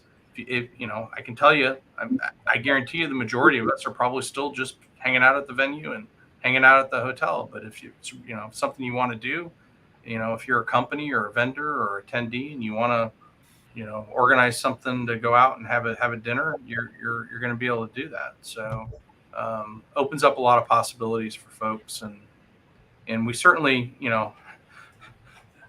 Matt and I didn't just wake up in the morning and say, oh, you know what, we're going to move this to Milwaukee. We've been looking at this stuff for years. Yeah. We started looking 2020, right? And then COVID kind of derailed a lot of those discussions, and even 22, when we came back, our attendance was down. We didn't really have to address it immediately, but 23 and 24 are very obvious, and 24 in particular, we're out of space. I always go back to, the previous venue, the Westin, we didn't even have all the Westin when we started. Then we eventually crept into all the little corners and hallways there. And then, but before you know it, there were literally games in the hallways, and wherever we had to run the hobby seminars up in hotel rooms at that point in time. And eventually we're like, okay, we can't, this is no longer feasible. Let's look at this next. So, the fact that we were running a considerable number of events at another hotel and we had to require the shuttle service over to the Hyatt, between the Renaissance and the Hyatt all weekend long, or, for the last couple of years, we were in a similar position, right, than what we had at the Westin. And we just had to get serious about, how do we maintain the vibe of Adepticon? How do we get more space, more hotels, more parking, all of these things, create a better experience across the board, bring everybody back under one roof, allow expansion, allow exhibitor expansion, event expansion, whatever it might be, bring in some new stuff, all of these things, and, not run out of space within 2 years or whatever, right? So yeah, absolutely. Are you guys, I realize it's still far out, you guys are still in the planning stage, but are we assuming it'll be roughly the same dates? I can kind of plan my year around Adepticon because I always know it's going to be whatever it is, the third weekend in March typically, or have you guys not really definitively come up with a weekend yet? Well, Adepticon's typically between March 5th, the middle of March and the middle of April. We've had Adepticon on my birthday, which is April 4th. That's when we do Adepticon. So, it tends to fall, where Easter break is, where Easter falls, where the daylight saving, we avoid that stuff, right? So, the dates will move just a little bit, but they'll always be sort of that end of March, early April timeframe. Yeah. Patrick's asked a good question. How about volunteering for the event? Sorry if it's been covered. It hasn't been covered yet, Patrick, but is there a need? He says he's a trash painter, but solid with manual labor.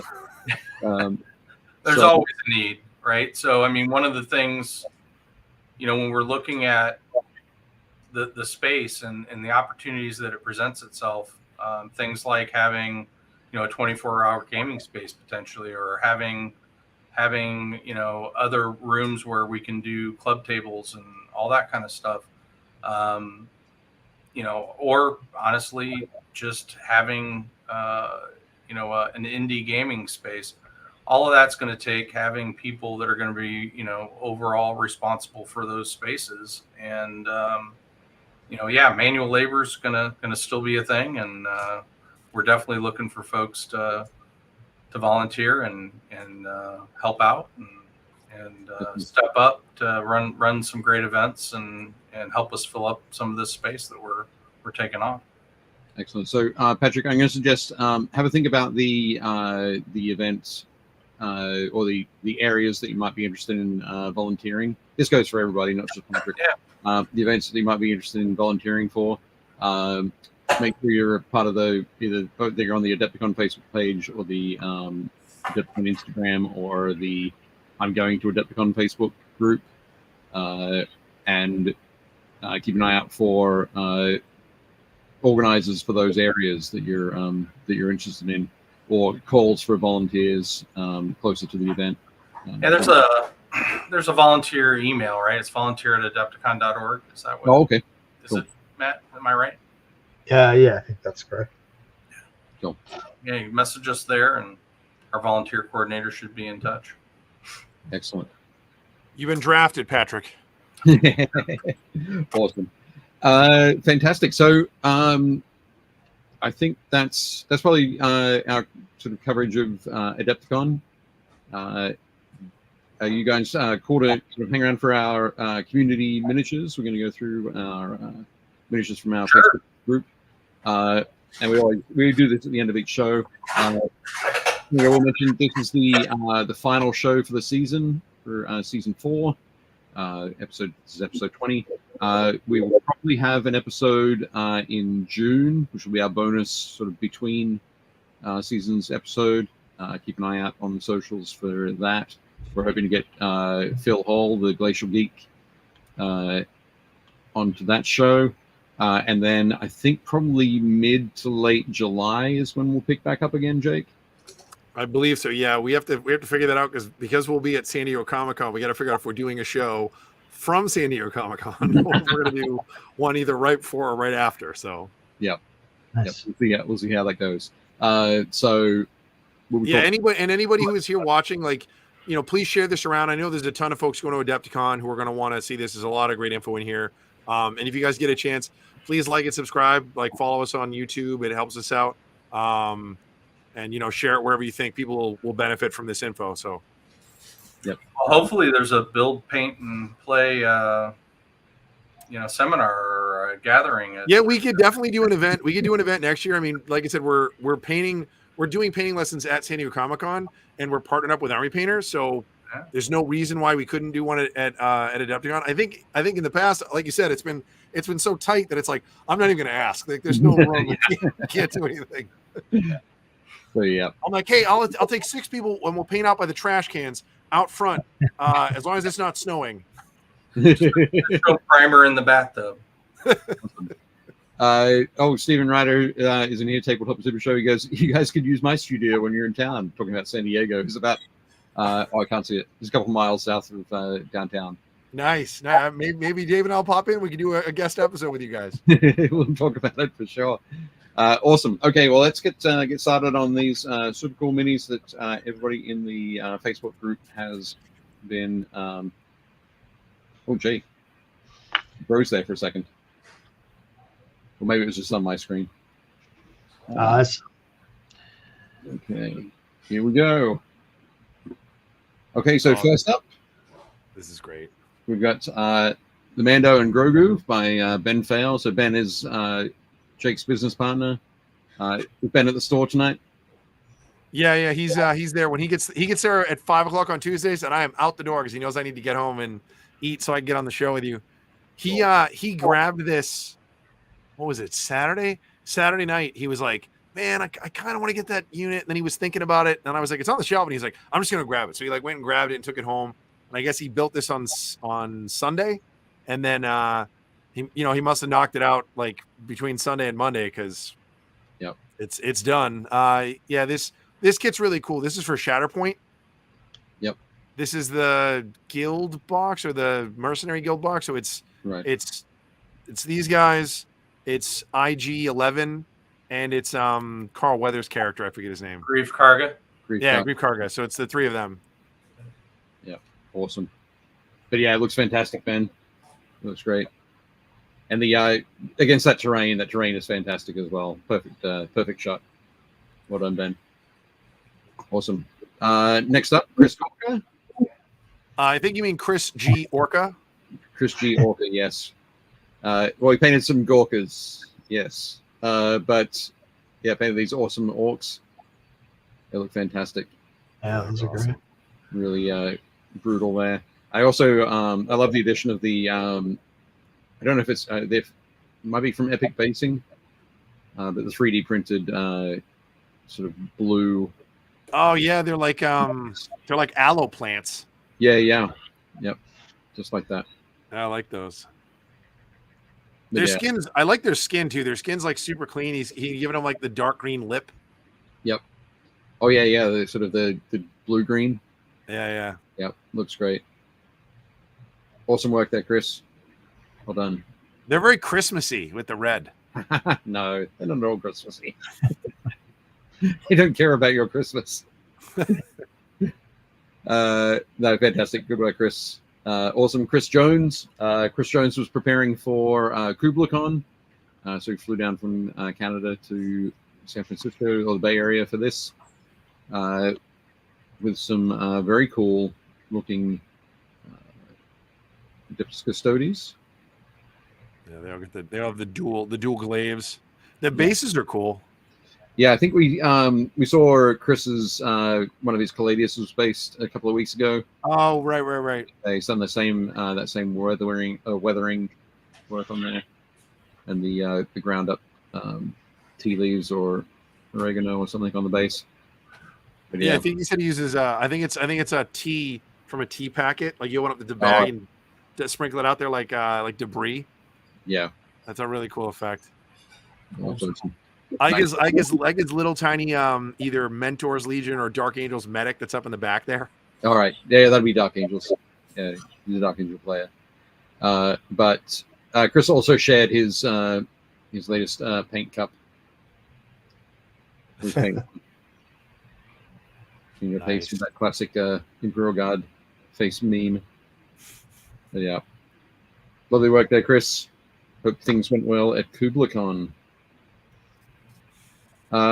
Speaking of orcs, Cliff Edders is preparing to paint some more orcs. Is it this guy's from the Beast Snagger box? Is that right? But I think he converted him. I think he said. I think the right arm is a swap. Okay. Radio. Yeah, that could be. But Cliff, we're looking forward to seeing you get some paint on this guy. Yeah, the Beast Snagger orcs are so cool looking. Yeah, good. I think that's what Chris used for his.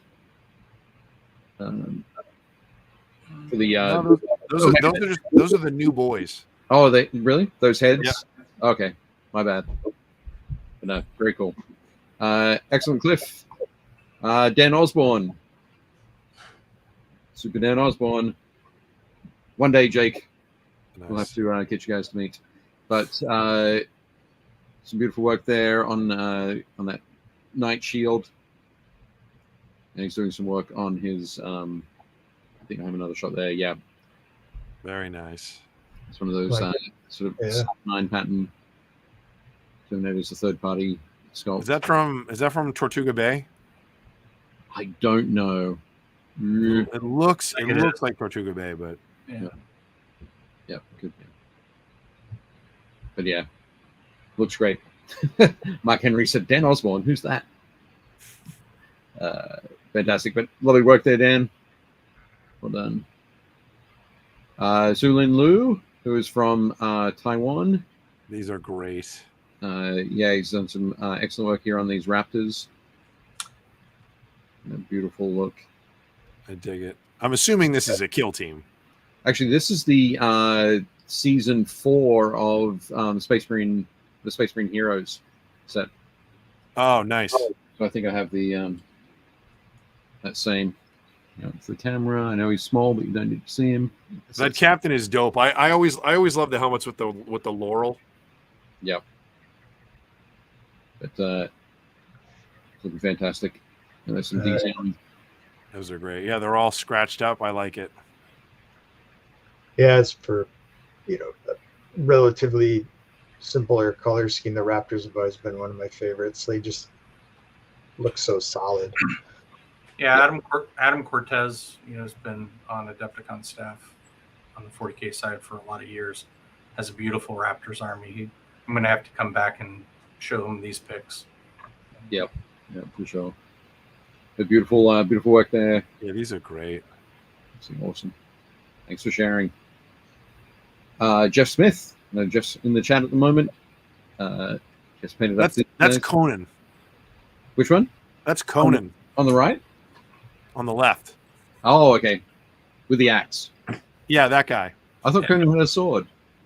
What are you doing to me? He has whatever is closest to hand. He has whatever he wants, right? But yeah. No, excellent work there, Jeff. Where are these guys from? Jake? What models? I think this is from the new Conan game that Gale Force? Battlefront Gale Force 9 is putting out. Okay. Right, actually, yeah, you are. I think you are correct. And Jeff spent a couple more as well. Pretty cool. Is that Red Sonja? I don't believe that's Red Sonja. No. No. There we go. Jeff says, yeah, new coding game. Right, Gale Force 9. But yeah, lovely work there, Jeff. Those are cool. I like the sort of the sandy sort of ripples on the bases as well. Yeah.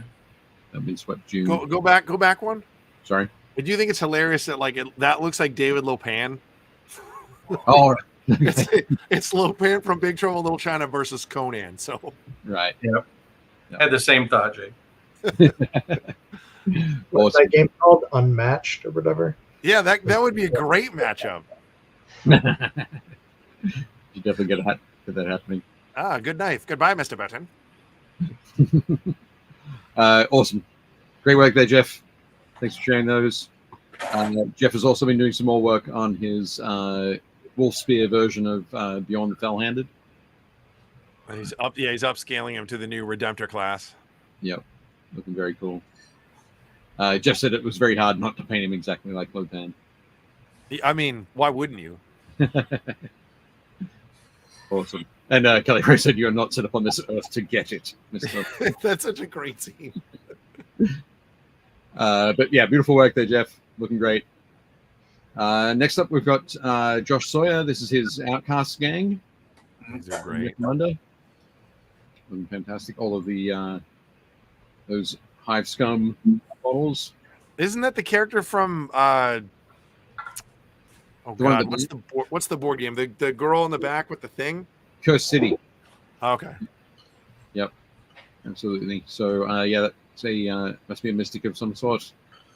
But yeah, I love that Josh has gone with just that riot of colors all across there. They're all individuals. Very nice. And if you can trust them to work together, they'll have to. But yeah, looking great there, Josh. Nice work.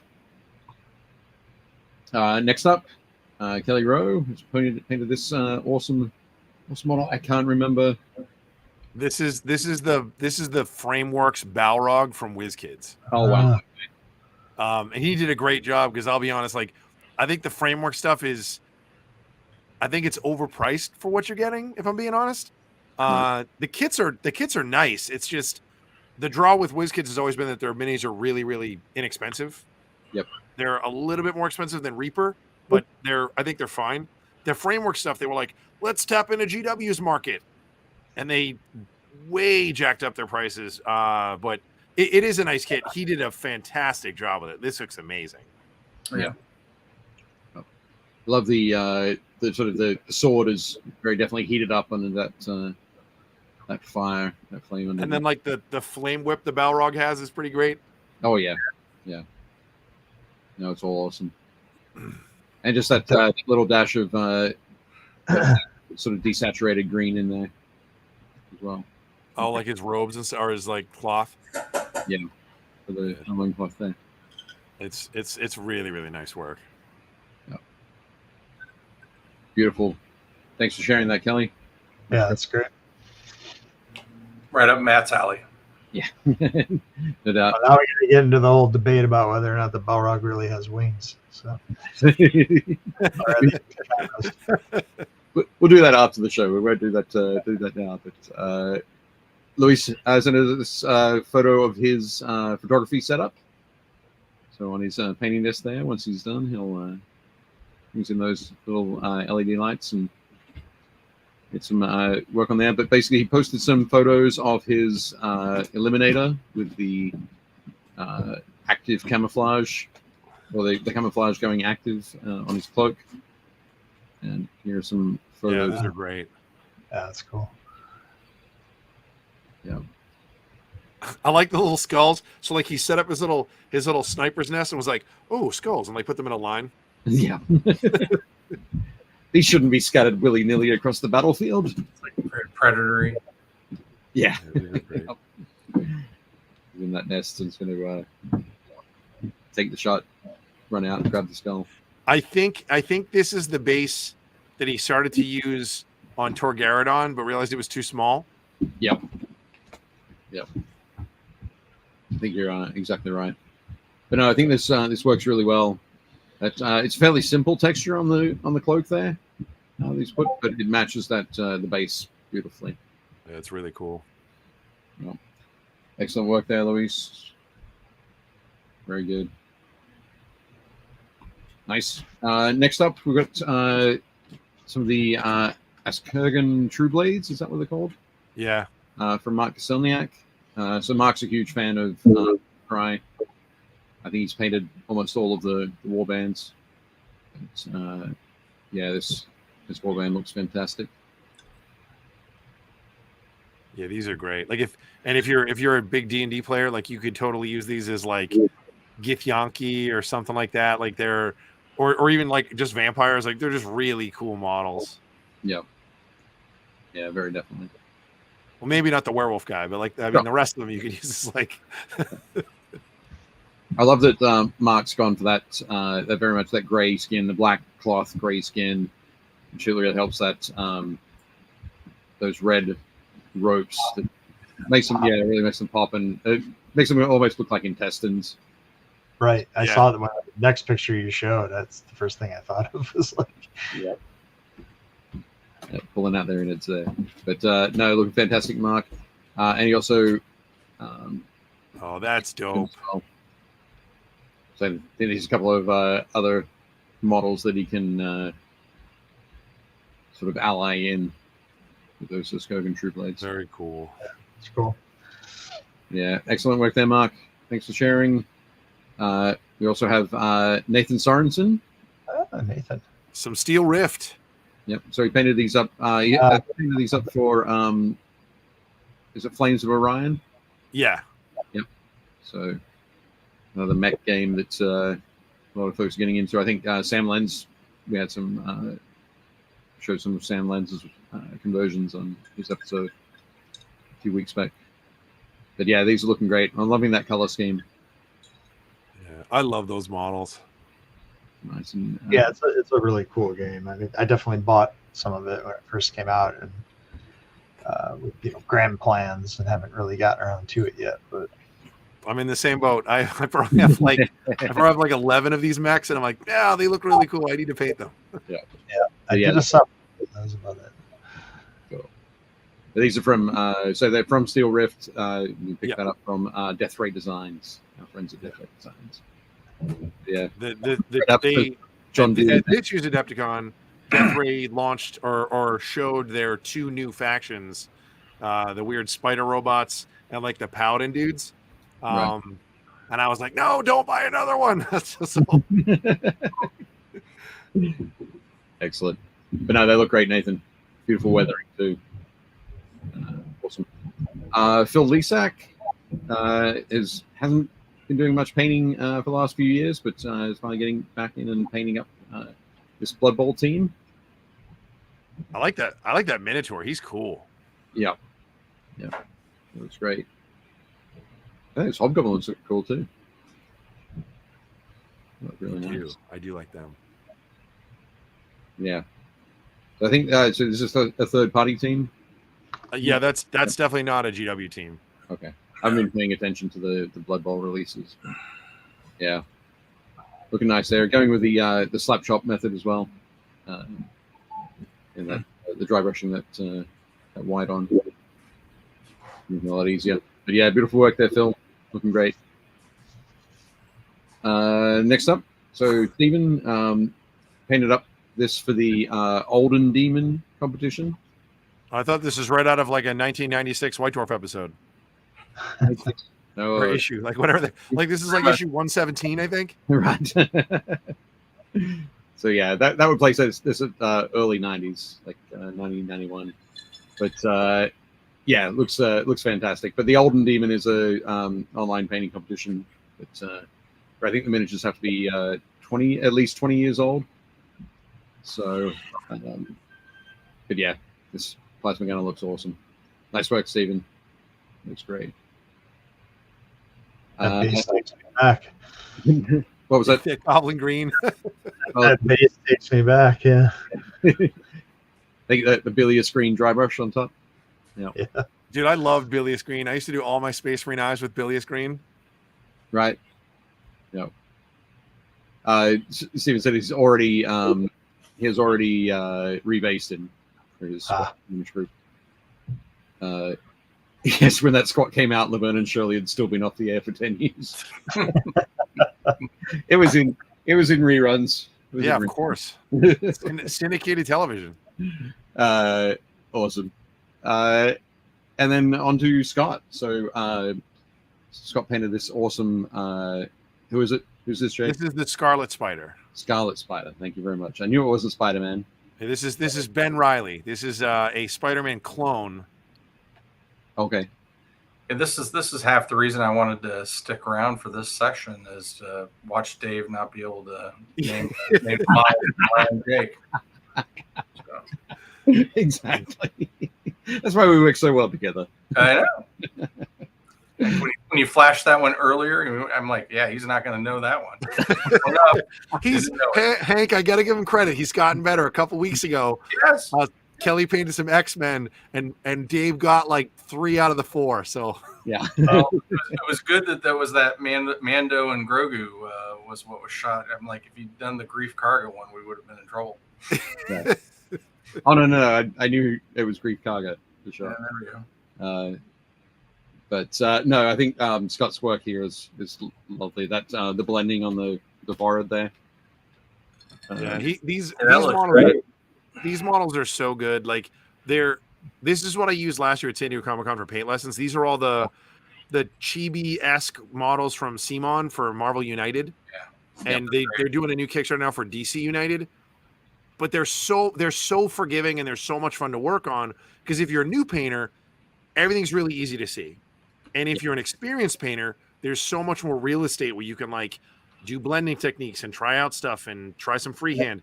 They're just great. And Scott did such a good job with this model, like the play of light on his face and on his upper body, and like the shading and like the details on the hood. It's such they're such fun to paint. Yeah, awesome work there, Scott. Looks fantastic. And then I think this is the final one we've got. So, Jake, did you get a miniature painted with the? So I started it. I have a car that I'm doing for like Car War style. Okay. So the challenge was you had to use these 4 paints, which are ridiculous, and paint something with them. So awesome. So Scott's doing this is an enforcer from BattleTech that he's done each one of the limbs. Yeah. It's a very what is it? Body glove kind of like paint scheme. Yeah, very much. Oh my God, it is. It's the old Body Glove logo. Like, those are the colors. Fantastic. Scott also used some black and some white alongside these 4 colors. But he said that the brown in the center was sort of a careful mix. Nice. A proprietary mix he's not able to discuss with us. But yeah, looking great. And I will say that Scott was the only person to complete the 4-color challenge apart from myself. I did mine last week. Because it's ridiculous. The colors are ridiculous. It's not ridiculous. It's absolutely fine. So over the break, we'll have to work out something that we'll send to Scott. Something ridiculous. So all good. Yes, Jake, that's my blaster mech robot. He's a fight master, I believe. He's close. That's an enforcer. Enforcer, right? Awesome. So there we go. Yep, that's very nice. That one. So take that off there. Fantastic. Cool. So yeah, thank you very much, everybody, for posting your photos in the Facebook group. I'm very happy to share those and go through those tonight. It was super cool. And in particular, thank you very much, Matthias and Hank, for joining us, and also for letting me come out and roam around Milwaukee with you guys. Yeah, thank you guys for getting him back safe and sound. I appreciate it. Yeah, good to see you. Well, thanks for having us on, and thanks for coming out, Dave. And just want to get out as much of the information on this move and this transition. It's with change comes opportunity, and I know there's that one meme about change in gamers, but Right. I'm excited for what the opportunities present.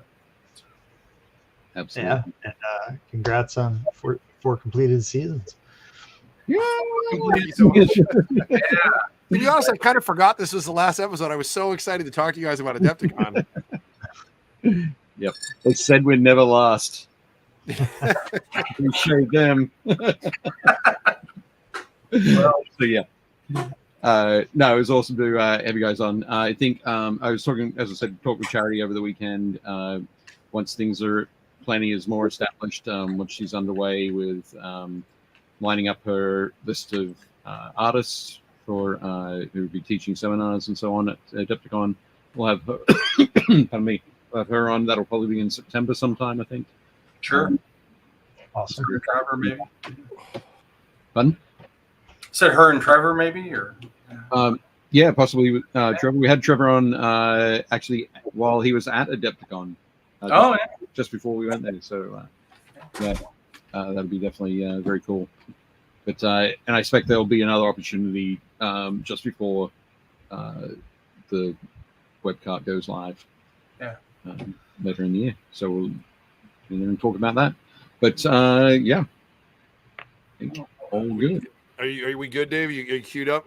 Almost. Well, while Dave's doing that, again, thank you guys so much. We wanted to have you guys on, or I wanted to have you guys on like a month and a half ago when all this got announced, and I was like, everybody's freaking out online. Like, people love going down rabbit holes, like, oh, what's going to happen, and where's it going to be, and why would I do that? And I was like, why don't we just have why don't we have Hank or somebody on to talk about what's going on?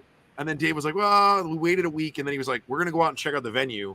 Why don't we have him on right after that? I was like, that sounds great. So I'm glad we were able to stick this landing and have you guys here and answer questions. And I know they were great. I think that as people find out all this information, I think a lot of it is just with us all being gaming nerds. Most gaming nerds are a fan of specificity.